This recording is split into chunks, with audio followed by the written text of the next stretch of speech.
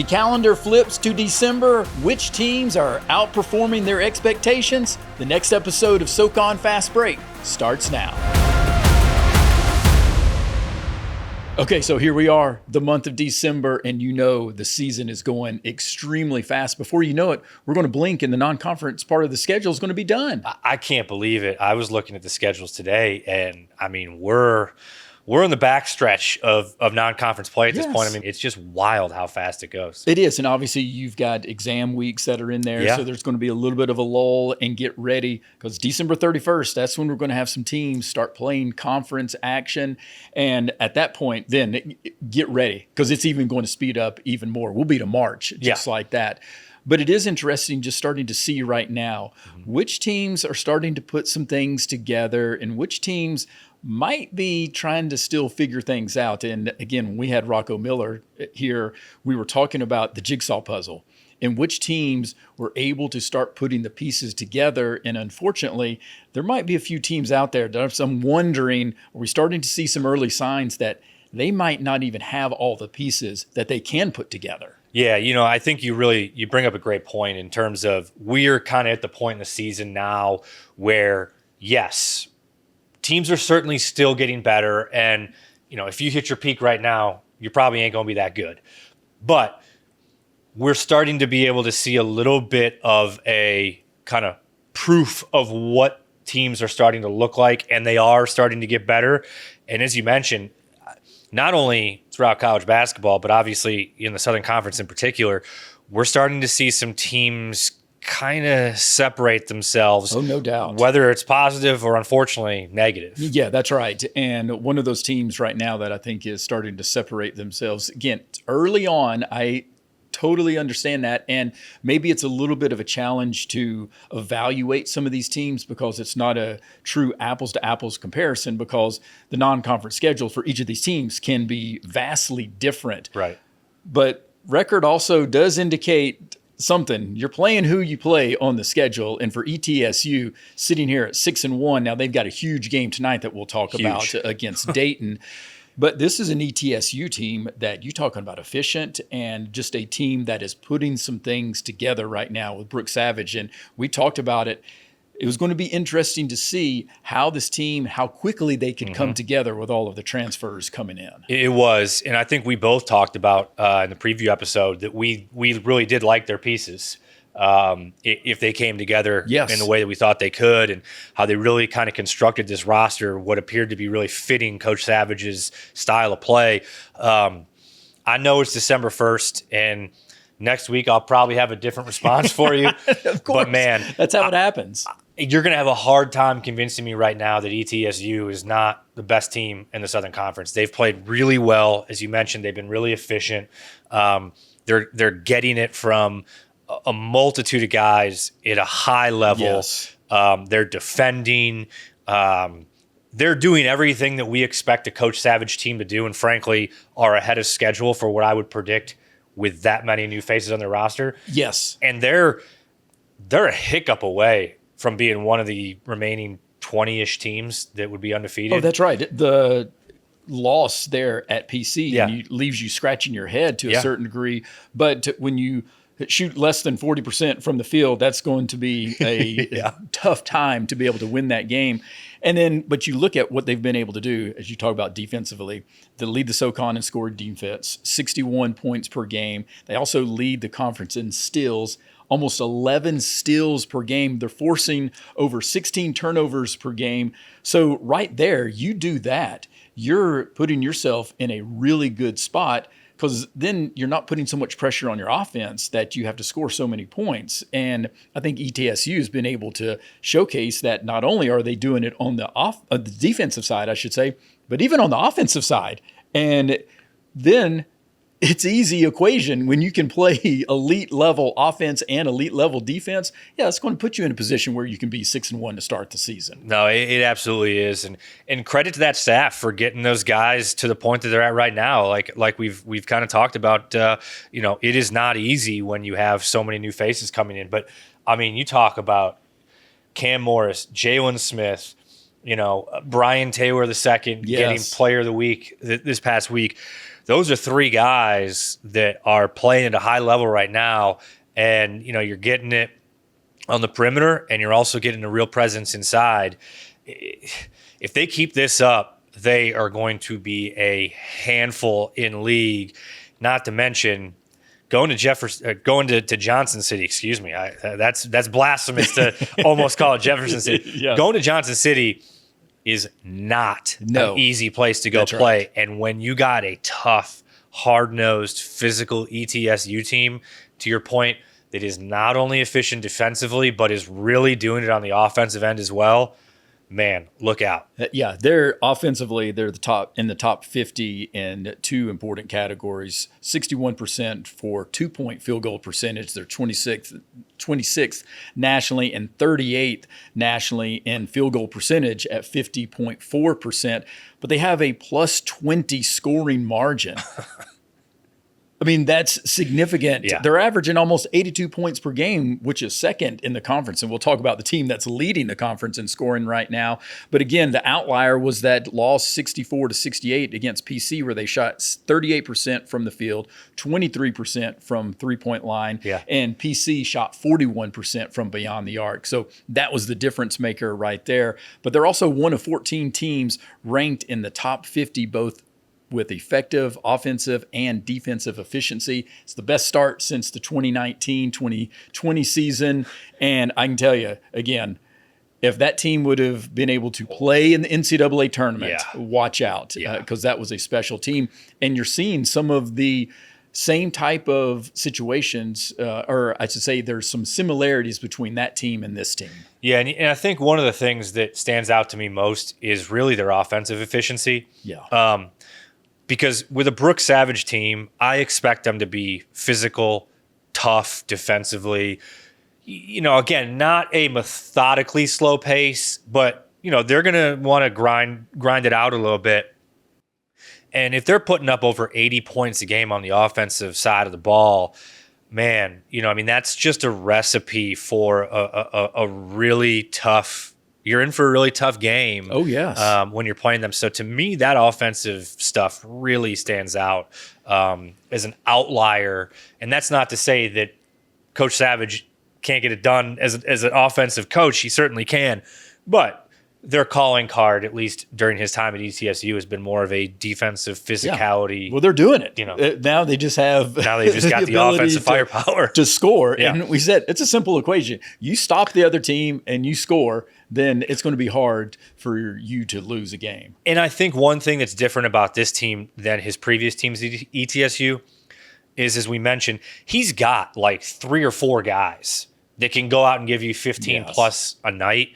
That's just not been the case with his teams previously at ETSU.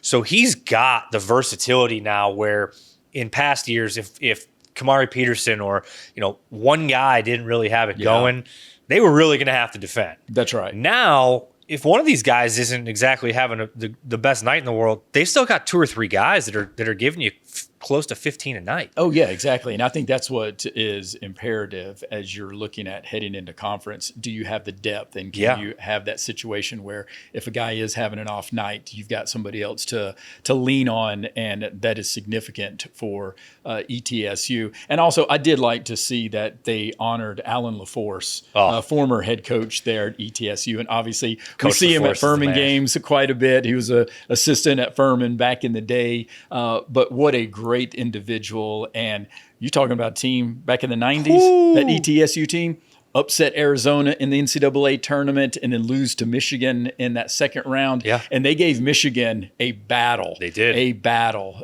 So, again, great opportunity to honor Alan LaForce. No, certainly. And Coach LaForce, I don't think he gets enough credit for what he's brought to the game of basketball, especially in this region. I mean, he's an icon and a staple in this region in terms of a basketball coach and an even better person. Just a guy that would give you a shirt off his back, high level of care, loves the game of basketball.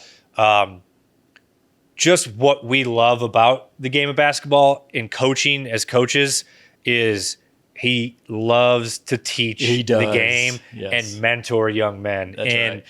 it was a pleasure getting to spend the amount of time that I got to spend with him during my time at Furman, as he's around the program a lot these days. I love it. All right, the other team, Mercer Bears. Ryan Ritter in his second season, and the overhaul with that roster.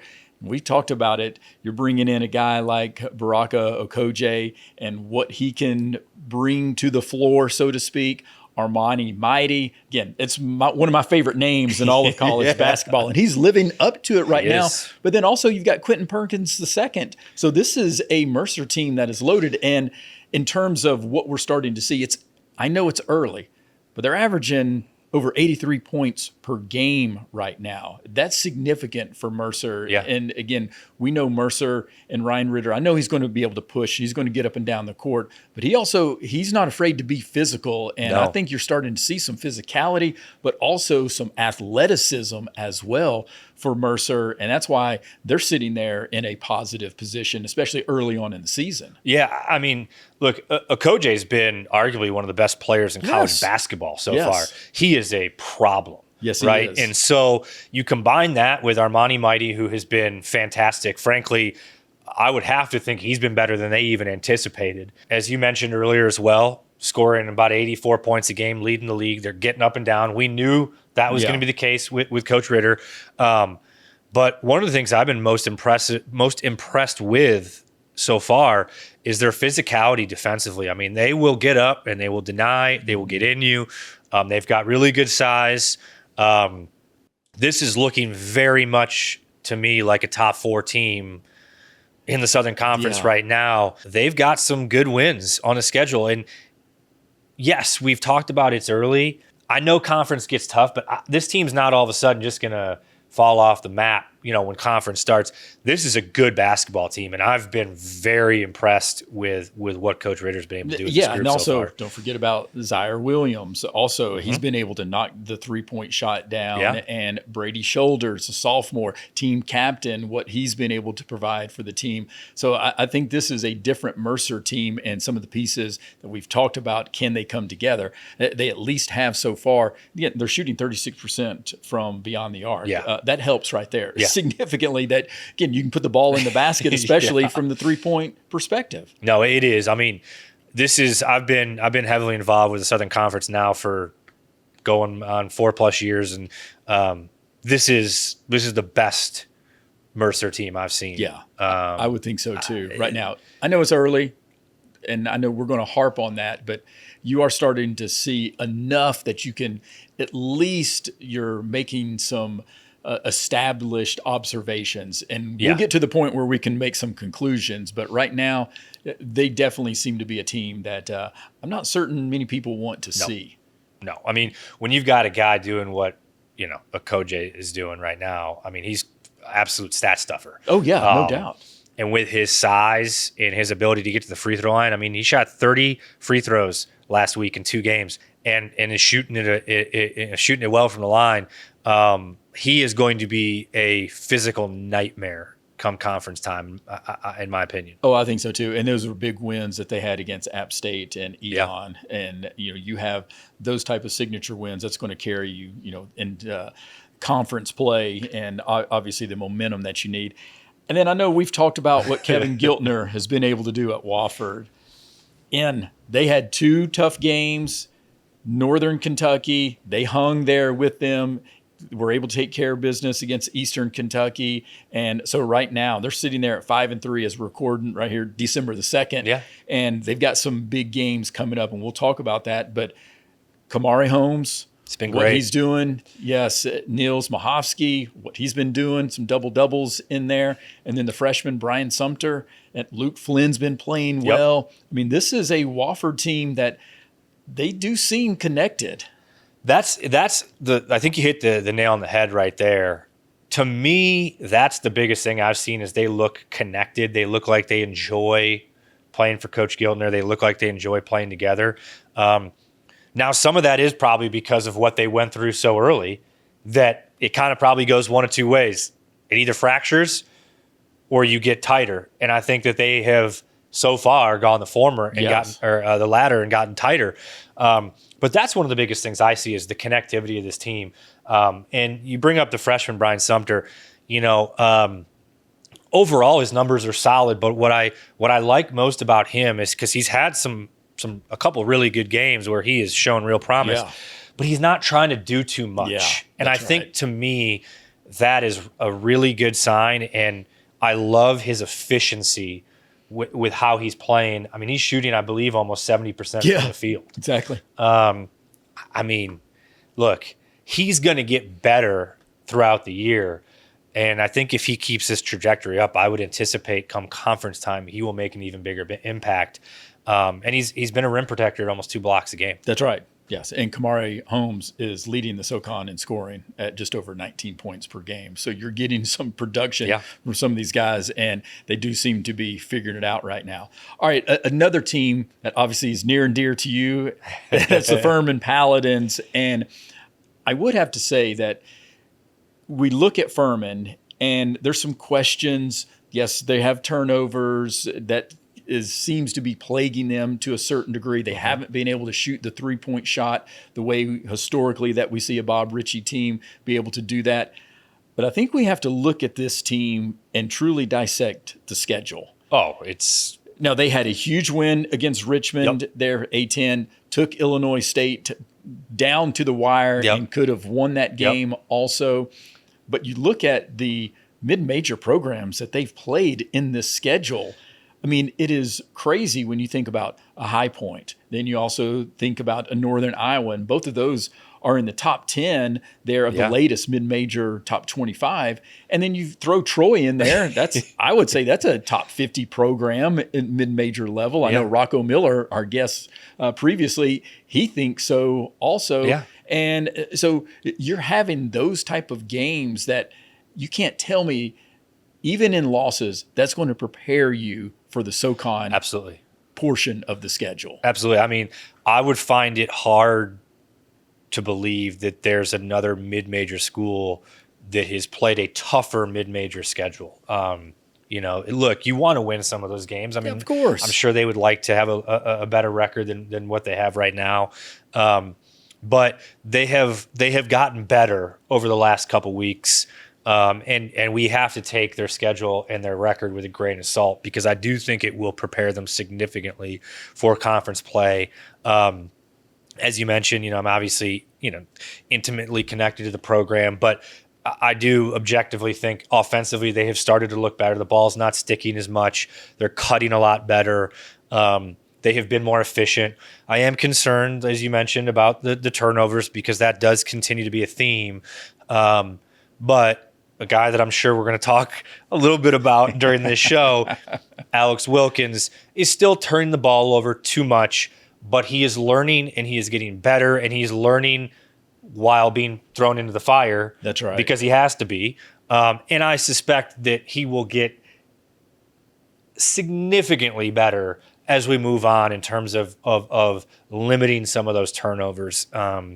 So overall, I'm still very bullish on this Furman team being able to compete at a high level and absolutely being in the mix heavily to win the league. Oh, I think so too. And that's the challenge with the non-conference schedule, as we've talked about. It's hard to just look at the record, because obviously a lot of these teams are going to be playing high major type programs or even high mid-major programs. And I think Furman has done that. And I know Bob has even talked about he's lined it up this way that is going to be a tough schedule. So you have to take that into consideration when you're evaluating Furman. And that's why, again, some of these teams are hard to evaluate just solely off of their non-conference schedule, because it's so vastly different as far as the levels that they might be playing. But I agree with you. I think Furman's got the pieces there. Yeah. Still early. Can you get more efficient on the offensive side by cutting down the turnovers? And I just think Alex Wilkins is going to continue to grow. And we will definitely talk about him. In your mind, though, what about some teams that we're starting to look at them and question, wow, how did they get to this point, this part of the season? Yeah, I think probably the team that I would circle first would be UNC Greensboro. Yeah. And I do think there are 2 or 3 other teams that I'm, at least starting to get a little bit concerned about. But a Mike Jones team to be sitting here at 1-7, albeit with a couple close losses, they have played some tough games. Yeah. But to be sitting here at 1-7, and you and I talked about this earlier, the way that they're getting beat is not typical of a Mike Jones team. No. They're giving up a lot of points. And they're not being the aggressor and the physical force that I think Coach Jones' teams is typically play with. They're usually the aggressor, and you have to kind of match their physicality. And teams just seem to be able to do what they need to and want to offensively against this team right now. And that's not the trademark of a UNCG team. I can promise you, not giving up over 80 points per game. Again, I know it's early in the season, the non-conference schedule, but you're starting to see some signs. Now, you've got Justin Neely coming out there. I mean, it's been good. He's a walking double-double also. Yeah. I know we talk about that with Charles Johnston at Furman, but Justin Neely is also doing it, and he was just named SoCon Player of the Week the previous week. And so they've definitely got some talent. Donald Whitehead Jr., there's no doubt that he's starting to play a little bit better, but can you turn the page, so to speak, on the defensive side? Yeah. That's what you're going to have to do, because that's the signature, that's the calling card of Mike Jones. Absolutely. I mean, they play at probably the slowest pace in the league, or they want to at least. I think for them, the next couple of weeks are going to be really important, because you just don't want to head into conference with only maybe one or two more wins. At some point, taking beatings, whether it's by 2 points or by 15, that starts to creep into your head from a confidence perspective. So I think the next couple of weeks for them are really huge.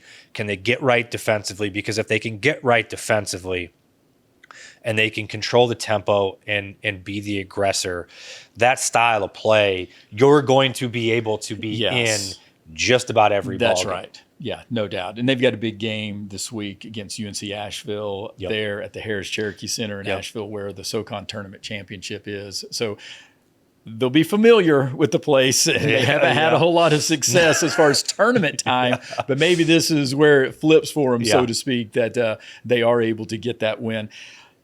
Other teams, though.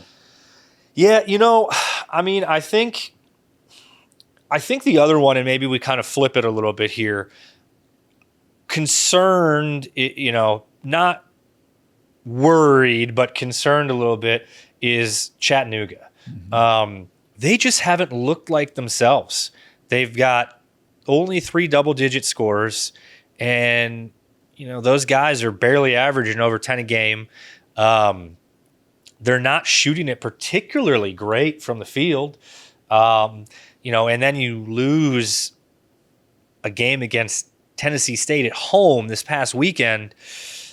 They've played a tough schedule, but I haven't seen that typical Coach Earl kind of juice in that bunch yet. And I think some guys that they were expecting to maybe come in and make bigger transitions early on have not done that.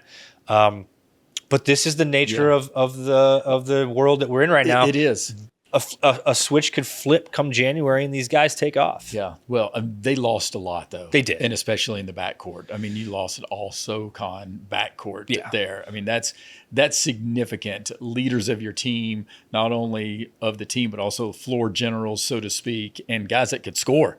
They could make a bucket at any moment. And so that does seem to be missing right now, kind of that alpha guy. And I know Colin Mulholland is, hoping to make that next step, but I don't know if he's that guy in terms of, hey, when you need a bucket, he's going to be able to break somebody down and get a bucket, not like Honor Huff. And, there's just not going to be that type of scenario. No, I mean, that backcourt was, you could make the argument that was one of the best backcourts in mid-major basketball last year. I mean, certainly a top 5 backcourt. So I'm not saying concerned like I think that that they can't be right there when it's all said and done. Oh, I agree. But I think I was expecting them to probably be playing a little bit better basketball, as you mentioned, as the calendar turns over to December. Yeah. No, I agree. The other one that I'm really keeping my eye on, and I'm just trying to figure out, because we don't know what's going on with Ricky Bradley Jr. at VMI, and VMI now has lost 6 games in a row. Yeah. Now, again, they've had a tough schedule. They've had some close games earlier on, losing there in the ASCENT Challenge to Jacksonville on a three-pointer with 1.4 seconds to go. I mean, that's a heartbreak type of loss right there. But you're starting to see a TJ Johnson and AJ Clark come down a little bit in terms of their numbers. They're still playing extremely well, but I'm just wondering also, just from a load perspective and the depth, and especially if you don't have a guy like Ricky Bradley Jr., who is the preseason SoCon Player of the Year. You don't have somebody like that. That's going to start taking a toll on your team. And I'm wondering if that's what's happening right now for VMI. I think you bring up a good point. Certainly when you're missing a guy like Ricky Bradley Jr., you're going to struggle a little bit. I mean, you're taking 16 plus points off the board, which is also going to help other guys like TJ Johnson out. But I think there has to be a little bit of a level of concern with the fact that they have 3 non-conference games left, and we haven't seen Ricky Bradley Jr. play once. So, hopefully he's back soon. But getting to your point, I do think that there is some level of fatigue there because you're playing without your best player. Yeah. You've had to rely on 1 or 2 guys to really score a ton in order to be competitive. And now teams are starting to, they've got 8 or 9 games of film now when they're scouting you, right? That's right. So teams are certainly making it more difficult for TJ Johnson to be effective. And, this isn't a knock against TJ, but he's not necessarily a guy that's going to go consistently create for himself at a really, really high clip. So to be able to have a guy like Ricky Bradley Jr. in the lineup makes him that much better. And he's really cooled off from 3. And, so his efficiency has gone down, and some of that's probably just regressing to the mean like we talk about. Right. But some of that certainly is that, look, he's got 8 or 9 plus games on tape right now, and teams are figuring out ways to guard him. And so I do think you are 100% correct with the fatigue factor. But, at what point now does some of the same old VMI stuff start to creep into everyone's mind? That's right. And you go in kind of limping into conference play, and who knows when Ricky Bradley Jr. is going to be back. There's certainly a level of concern, I think. Yes. With where this thing is headed for sure. But I think you make a really good point with the fatigue factor. All right, so some of the team leaders, so to speak. So Mercer, as we talked about, 83.4 points per game. ETSU at almost 82. Chattanooga still getting it done, though, with 78 points per game. Wofford, again, I think a little bit of a surprise at almost 78 points per game also. And then you've got VMI.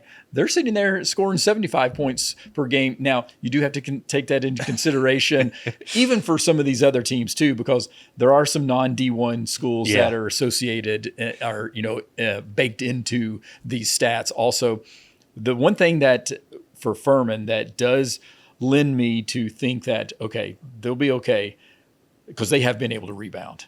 Yeah. They're leading the conference right now, just over 39 rebounds per game. So that's significant. And then Chattanooga averaging 17 assists per game. So they're getting guys involved and being efficient from that standpoint. And then Furman also at 16 assists per game, but ETSU just over 16 points per game. That's efficiency. And again, that's one of the reasons why you start looking at some of these numbers, you can see why ETSU is up there. Absolutely. I mean, those are stats that you're now starting to see a trend of that are either kind of lending themselves to, hey, this team's trending in the right direction. Maybe they're trying to figure some stuff out.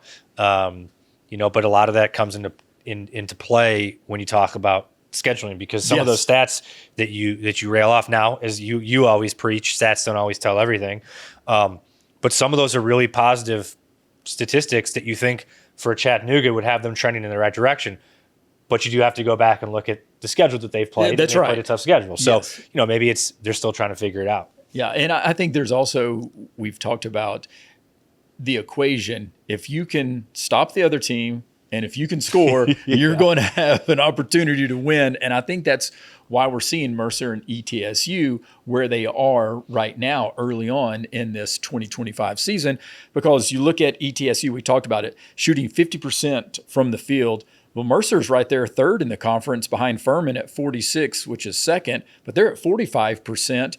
And then Mercer also is, as we talked about, they're leading the conference from beyond the arc, 36%, but ETSU is right there at 33%. So both of those teams are showcasing offensive efficiency, but even ETSU is taking it to a different level on the defensive side. Yeah, they really have. I mean, those stats that you point out right there, I mean, I think those tell the story. Yeah, and again, they're averaging almost 11 steals per game, but Mercer's averaging almost 10 steals per game. So again, they're able to stop these teams and also be able to score the basket. Yeah.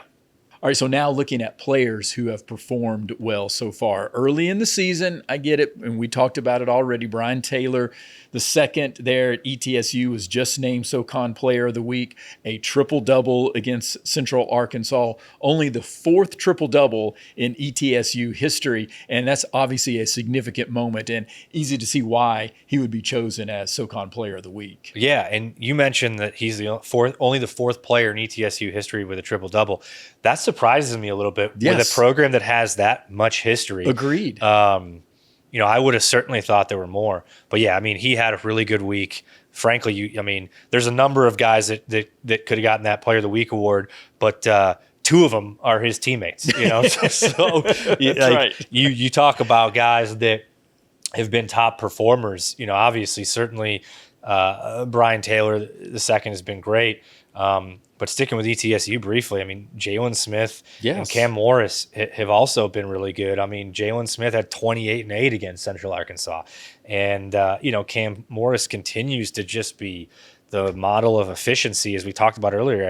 I think he's shooting over 60% from the field. Yeah, and I actually watched part of that game with ETSU versus Central Arkansas, and I was laser focused on Jaylen Smith because of what he was doing, and didn't even realize until close to the end of the game when they started talking about that Brian Taylor II had a chance for a triple-double, and he obviously did get that 14 points, 10 rebounds, 10 assists, but he also had 4 steals in this game. Man. So again, it's going back to the defensive side that they're showcasing just excellent play right now.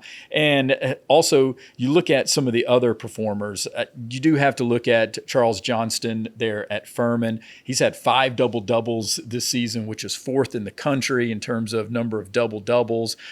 We've already talked about it as well. Baraka Okoje, again, almost 18 points per game, 6 assists per game. He just continues to light it up. And he had one game where he scored like 26 points and or 28 points and 26 were in the second half. Yeah. I mean, so he can light it up pretty quickly. And his size, I've watched them play a decent amount this year, and watching him in particular against Eastern Kentucky, his size, I think, is really a differentiating factor for him with his ability to handle the ball and be efficient around the rim and use his body to get into guys to draw fouls and get to the free throw line. It's his physicality and being able to absorb contact and still finish, and he can get to the free throw line. Mm-hmm. That's a big factor right there. And you talked about Jaylen Smith, what he's been able to do. Jaden Booth there at Samford. Yep. He's 3rd in the country in three-pointers made at 32 so far early in this season. And then also I look at Kamari Holmes. And averaging 19 points per game, as we talked about, is he's shooting 54% from the field. And I know Brian Taylor II got SoCon Player of the Week. I do. I get that. And obviously a big moment getting a triple-double. I mean, we love that type of stat. Yeah. I mean, that's something that every player wants to say, I got a triple-double, regardless of what categories it is, other than you don't want it with turnovers, obviously. Although I've seen the quadruple double there with Steve Nash, and he had like 14 turnovers in the NBA one game. Yeah, exactly. But we know how good, obviously, Steve Nash is. But Kamari Holmes has had over 20 points in 4 straight games for Wofford. That's significant right there, and that's why I do believe Wofford is in that position where they are. They're surprising people right now because you have that type of production. They have, and he has looked better and better almost every game. Yes. He looks like he is kind of feeling more comfortable in that leadership role and that maybe alpha of this group up in Spartanburg, because he has really gotten better throughout the season so far. And to your point, I mean, just been a model really of consistency for that group that has needed kind of a rock in that consistency. Yes. And they've taken advantage of a favorable schedule. I mean, this isn't a knock. I mean, you play who you play, and Wofford has generally had a pretty favorable schedule, but they've looked good, and they have taken advantage of those opportunities and won some good ball games. Yeah, I haven't seen the roller coaster ride with Wofford. No. They seem to be pretty consistent as of right now, and I think that's a testament to what Coach Giltner has been able to do, creating some stability and bringing those guys together from that standpoint. The other player, though, is Alex Wilkins, freshman at Furman. Yeah, what he's been able to do early on in the season, starting for Bob Ritchie. And as you know, Bob Ritchie, that's not something he does in terms of starting a freshman and a guard. Mm-hmm. Are you kidding me? Yeah. To be the floor general? Yeah. I mean, that is crazy.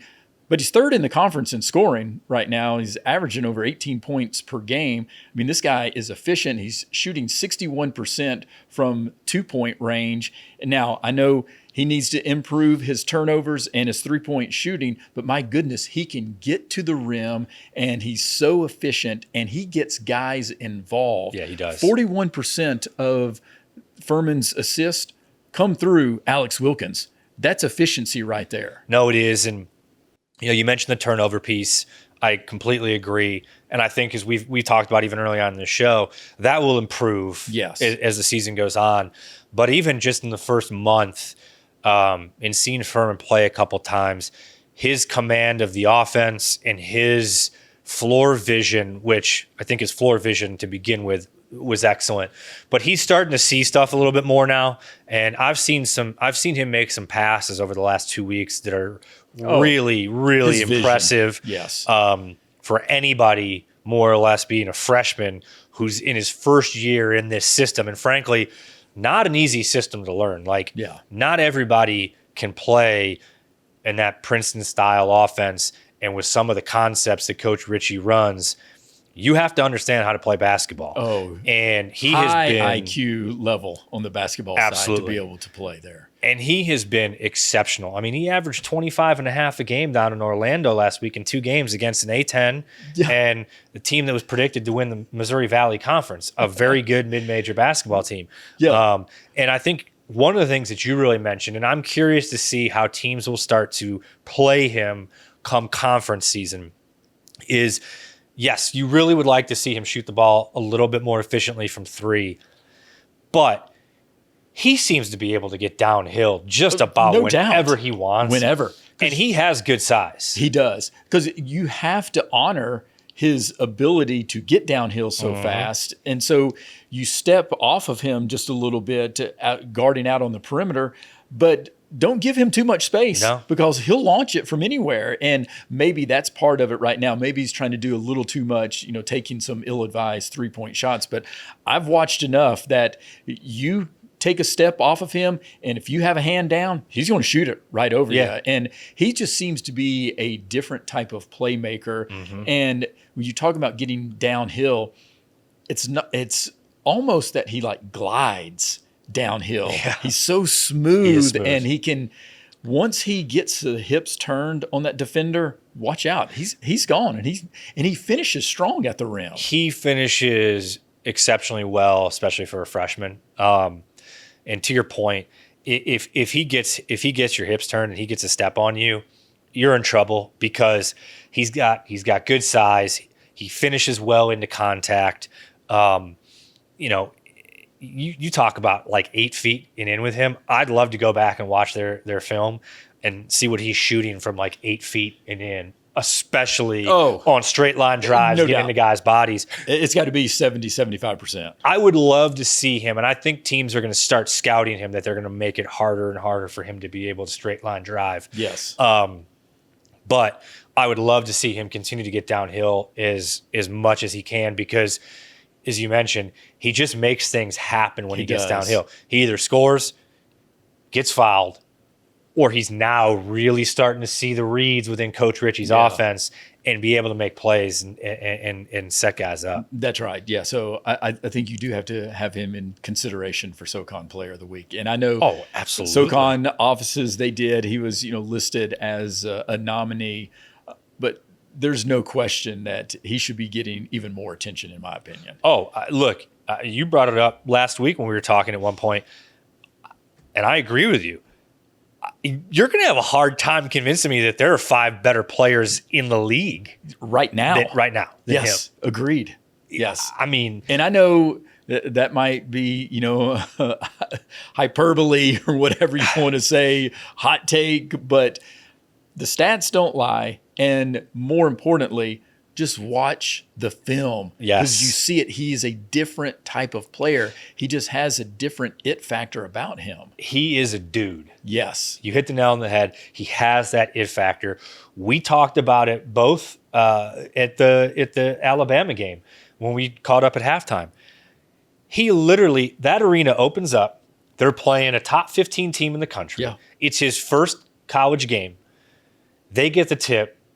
He bangs a three-pointer, and then running back down the court, an Alabama player just tries to not rim run, but run through the paint to kind of help get their offense set up in the half court, and very, very legally gives them a good bump. Just says, "Yo, I'm here. I'm here. I'm That's here." Right. And you and I talked about it, like, turnovers aside, this dude is not afraid of the moment, and you just can't teach that aura that he has. Yeah, and that's why you're going to have to live with some of the mistakes that he has right now. He's still a young player, still has a little bit of the high school in him, maybe dribbling, over-dribbling at times, that type of thing, and maybe a little bit of that freshman strut, makes a big play, and he's strutting back down the court, because he could get away with that in high school. You can't get away with that here, especially in the SoCon. All right, another freshman, though, Brian Sumter at Wofford. Watch out for this guy. And I know we talked a little bit about him, but I think he's another piece of Wofford's success right now, because he does give you that rim protection. He's highly effective once he gets it in the low post, and he's a really good rebounder right now early on. And I think there's something about Brian Sumter also. No, I agree. And it's funny, just overall, I think this is a really good core group of freshmen in the Southern Conference this year. But like I mentioned earlier, what I love most about what I've seen from Sumter is his efficiency and just not trying to do too much. Yeah. Now, I do think credit to the coaching staff at Wofford. They're trying to, I think, put him in spots where he can be successful. Yeah. But look, he's playing extended minutes as a freshman right now, and he's not trying to do too much, generally speaking. And so I love his efficiency, and I also agree with you. I think he's a guy that with more reps, I think his minutes are going to go up, and I think he's going to continue to have an impact. And I would suspect that as we get really into the nitty-gritty of conference play, that we see his numbers creep up and him continue to even have a bigger impact on this Furman team. Yeah, that's right. And as we continue going through the rest of the non-conference schedule, I think we'll start seeing some other freshmen that'll start making their way into the conversations. Mario Tatum Jr. there at VMI, I think, is another guy. And now, it did remind me, though, of something that we actually said about Mercer, and I'm going all over the map here because I'm coming back to Armani Mighty just because I love his name. And we had talked about, could he be a guy, what type of minutes he could give you, and he might not give you 30 minutes per game. Well, he's averaging over 30 minutes per game right now. So there you go. Yeah. That's the type of impact that some of these guys can have. But it's hard to truly evaluate because we don't know. But now we're starting to see some more data. And that's where I'm going, like with the Brian Sumter. it's hard to know how these guys are going to transition into Division I basketball straight from high school, and like an Alex Wilkins. But now we're starting to see enough of the numbers and the eyeball test also. Yeah, and look, I don't mean to digress off the freshman, but I didn't know that stat about Armani Mighty, and I know specifically that was one of my concerns was, can he stay on the floor for a long enough time, one, from a foul trouble perspective, but two, more so to the pace that they want to play. Now knowing that, that makes me feel even better about where I think Mercer stands, because if you've got a guy with that size and with the impact that he's making on the game right now, man, that's I've said it before, and I'm probably sounding like a broken record, but that's a recipe for success right there. Yes, easily. All right, so let's look at some of the games coming up this week. This is a big week. It is. For non-conference games, and again, we talked about it. ETSU at Dayton. This is a huge test for ETSU. We'll get a better idea as far as ETSU once we get into conference play, but you can't tell me this is not a great barometer to see where ETSU is here in the non-conference. 100%. And I know I'm being dramatic when I say this, because you can't judge a team by one game, but I think we're going to find out just how good and how for real ETSU is tonight. Not to say that they haven't played anybody. They have, and they've been really, really good. But I want to see them against a, mid-major plus, borderline like high major-ish type program like Dayton. And I want to see how they match up, because frankly, I think, look, if we look at the box score tomorrow and they won that game, I'm not going to be surprised. That's how high I am on ETSU right now.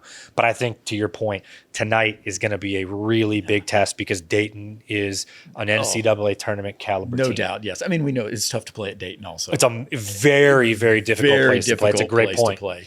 UNCG at UNC Asheville, as we talked about there in Asheville. That's tonight also. Georgia State at Mercer. Okay, this is one of those situations where Mercer and some of these other teams, you're wanting to take that next step. These are the type of games you need to go out and win. Yep, you got to go beat Georgia State for sure. PC at Wofford on December the 3rd. Wofford, can you continue at Furman at Elon? This is a big week, I think, also for Furman, because not only do they have at Elon, but they also have later in the week Harvard coming into town. Yeah. And that's a great test there for Bob Ritchie's squad. South Alabama at ETSU on December 5th. Okay. It's a big week for ETSU. That's another game we're going to find out kind of where ETSU is. That's right. South Al's off to a really, really strong start this year. Yes. Samford at VCU, so I'm interested in that one. Then you also have Western Carolina at USC Upstate on Saturday, December the 6th. Then Elon at Wofford, SEMO at Chattanooga on Saturday the 6th, and then also you got UNCG at East Carolina, and then on the 7th, Cornell at Stanford. Yeah, little Ivy League flavor this week. Samford, I should say. Yes, we'll see how that plays out. Yeah. So this is a big week in terms of non-conference for all of these teams in the SoCon. Yeah, no, it really is. You've got some major games on the schedule here. Teams can kind of continue to separate themselves, I think, or kind of show us maybe what they are that we weren't necessarily expecting, or what they weren't expecting. But what an exciting week of basketball in the Southern Conference. I can't wait to watch some of these games. Let's go. Sign me up. Get me in front of the TV, ESPN Plus, all these things. I just wish it was a little bit easier to access some of these games. Oh, it's so frustrating that the app slows down on you. Yep. You can't really rewind. You can't. I want to be able to take my own time, rewind, watch several different plays, but it's just too cumbersome. Now, I love the access. Yeah, certainly. But come on, Disney. Come on, ESPN. Make it a little bit easier for us. That's the problem. I need them to improve the technology to make it easier. I'm a little old school, as I think maybe you are here too. I just give me a high level cable package, exactly. like with the access to be able to have ESPN Plus, but just give me good cable. That's right. I can see the list of what's going on. All right, that's what we're going to ask for Christmas. We're in the month of December, so why not? Xfinity. Here we go. That's our wish list. All right, and remember, also, all you have to do is hit that follow or subscribe button, Apple Podcasts, Spotify, YouTube. or wherever you get your podcast, including the iHeartRadio app.